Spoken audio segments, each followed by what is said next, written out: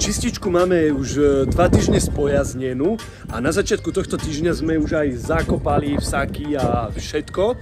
Takže sledujeme, že ako to funguje. Zatiaľ nebol žiaden problém, aj keď pri zasypávaní vsakov bola hladina spodnej vody, respektíve tej vody, ktorá zaliala tie vsaky na spodnej hrane toho, kde vychádza potrubie z pomocnej šachty. Všetko vám ukážem.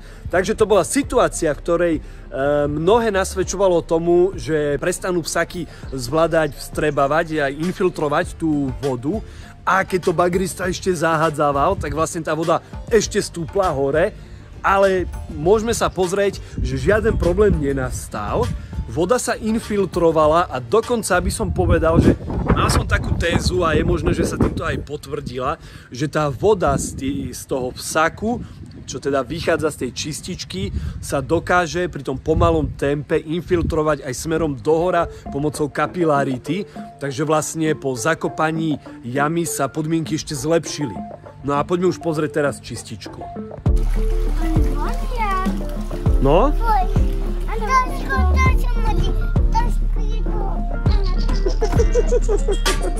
Takže tamto cez kaskády prechádza, buble pomaličky odteká.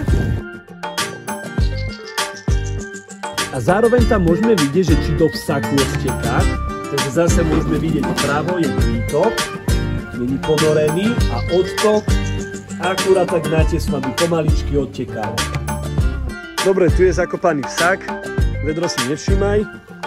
A tu je ešte jedna pomocná šachta. Keby neviem, čo sa stane, že z čističky prejde kál do tej nádoby a ešte by to nebodaj sem pretieklo.